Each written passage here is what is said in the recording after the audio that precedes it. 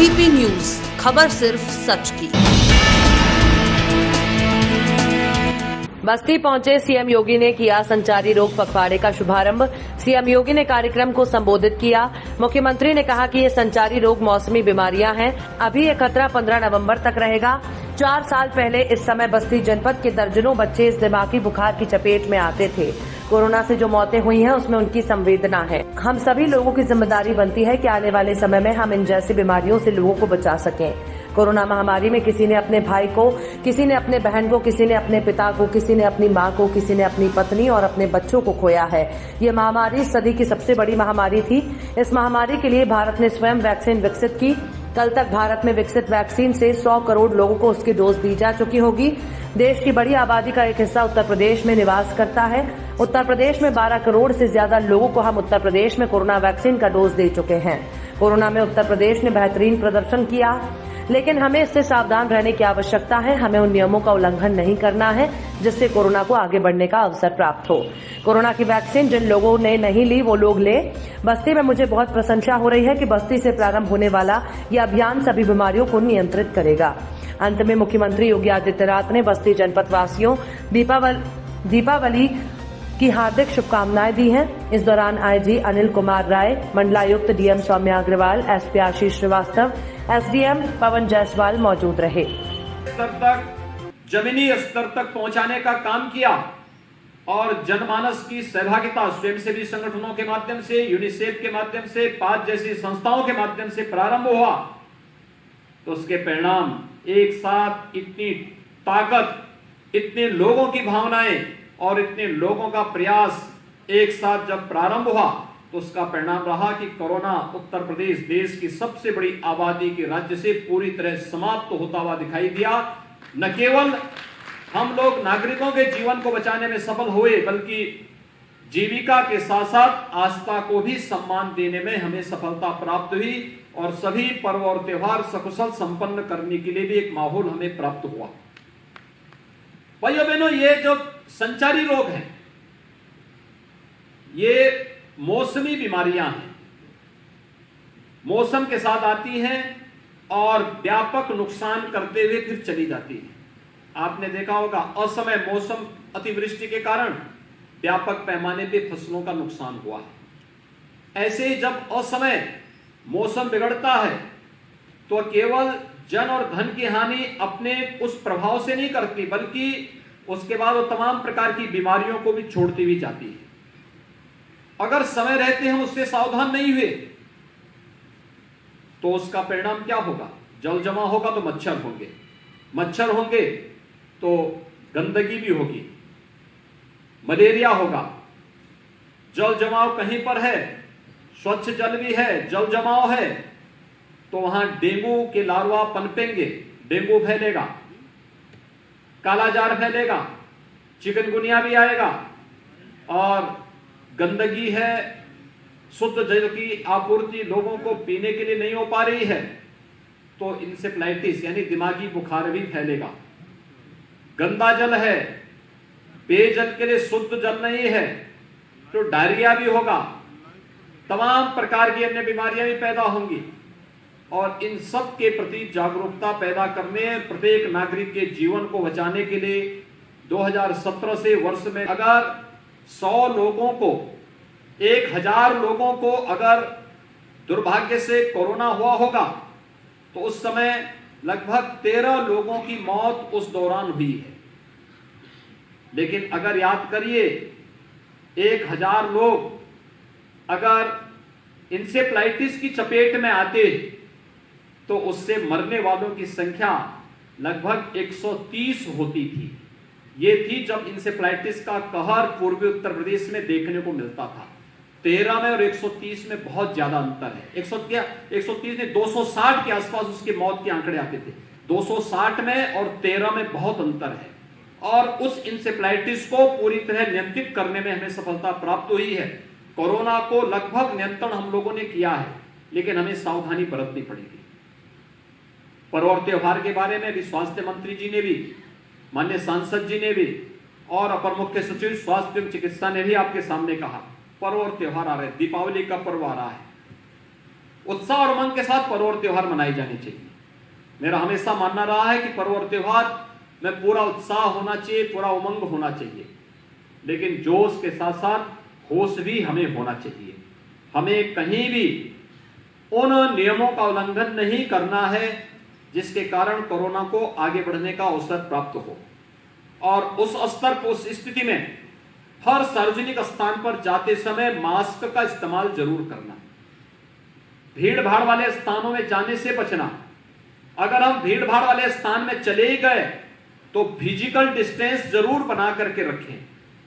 अगर कोई व्यक्ति संदिग्ध मिलता है, तत्काल जिले के इंटीग्रेटेड कोविड कमांड सेंटर में इसकी सूचना देना या स्वास्थ्य विभाग और प्रशासन को इसकी सूचना देना और उसकी जांच करवा लेना, क्योंकि बड़ी संख्या में पर्व और त्योहारों के लिए लोग अपने घरों को आएंगे। दीपावली के लिए, छठ के लिए, भैया दूज के लिए, और ये लोग जो अपने घरों में आएंगे, रास्ते में या जिस प्रदेश से वे आ रहे हैं, हो सकता है उस प्रदेश में इस संक्रमण की चपेट में आ गए हों और उनके साथ संक्रमण आकर के यहां पर भी फैलाने का कार्य करेगा।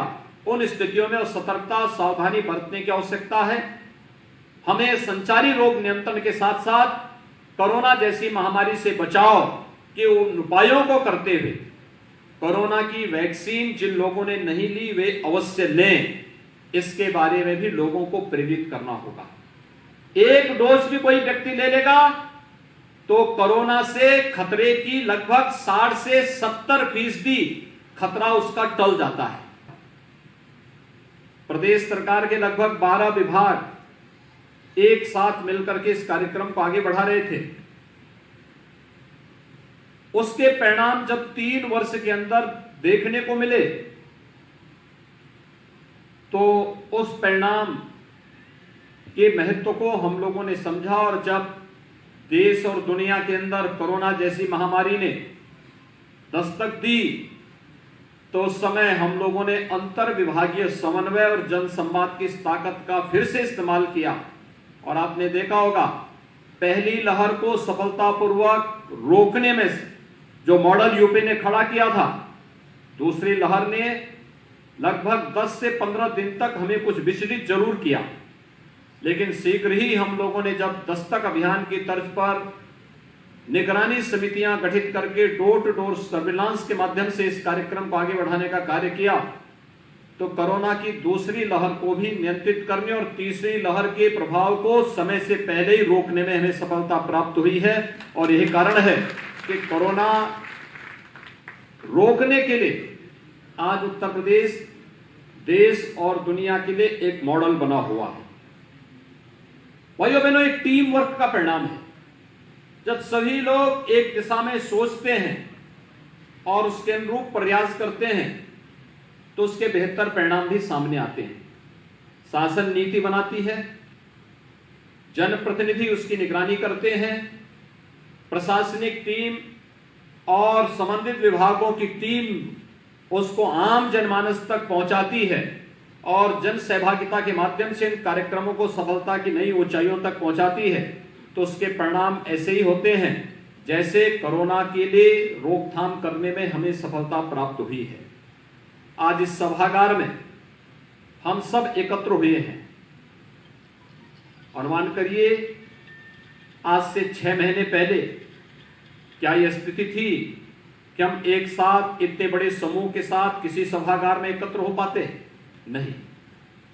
या क्या उन राज्यों में जहां पर अभी भी लॉकडाउन चल रहा है, क्या इतना बड़ा समुदाय एक साथ एक जगह एक सभागार में एकत्र होकर के इस प्रकार के अभियान को और कार्यक्रम को आगे बढ़ा सकता है?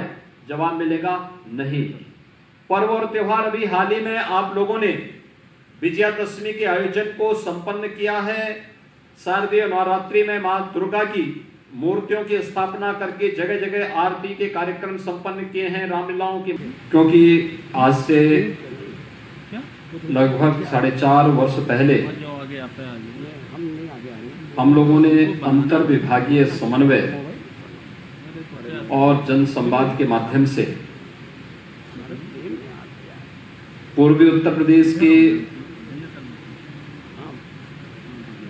जिस एक महामारी ने यहाँ के मासूम को लगभग 4 दशक तक अनवरत रूप से निगलने का कार्य किया था, उस महामारी के खिलाफ इस अभियान का शुभारंभ हम लोगों ने किया था। और उस समय अंतर विभागीय समन्वय और जनमानस के साथ संवाद का क्या महत्व होता है, हमने इस ताकत को पिछले 4 वर्षों में महसूस किया। यद्यपि पहले चरण में हमारे गोरखपुर, बस्ती, कमिश्नरी के 7 जनपद इस कार्यक्रम और इस प्रयोग के केंद्र स्थल रहे, लेकिन धीरे धीरे करके प्रदेश के उन 38 जनपदों में जहां पर इंसेफ्लाइटिस यानी दिमागी बुखार से जुड़े हुए मरीज दिखते थे और व्यापक पैमाने पर मौत होती थी, उन सभी स्थलों पर हम लोगों ने इस अभियान को व्यापक रूप से प्रारंभ किया। और जब 3 वर्ष के अंदर हम लोगों ने लगभग इंसेफ्लाइटिस यानी दिमागी बुखार को लगभग 75% तक नियंत्रित करने और मौत के आंकड़ों को 95% तक नियंत्रित करने में सफलता प्राप्त की। और आज मैं कह सकता हूं कि दिमागी बुखार पूर्वी उत्तर प्रदेश के लिए जो अभिशाप बन चुका था, आज वो दिमागी बुखार पूर्वी उत्तर प्रदेश से पूरी तरह उन्मूलन की अंतिम दौर में चल रही है। और इसलिए बस्ती का आज का कार्यक्रम अत्यंत महत्वपूर्ण कार्यक्रम है। भाइयों बहनों, पूरी टीम ने, इसमें हमारे प्रशासन ने, स्वास्थ्य विभाग ने, जो हेल्थ वर्कर्स हैं, कोरोना वॉरियर्स हैं, यूनिसेफ है, दस्तक और पात जैसी संस्थाओं ने इस पूरे अभियान के साथ मिलकर के एक हेल्थ वर्कर और इससे जुड़े हुए जितने भी स्वयंसेवी संगठन थे, इन सब के साथ मिलकर के जो बेहतर समन्वय बनाया था। संचारी रोग नियंत्रण के लिए प्रदेश व्यापी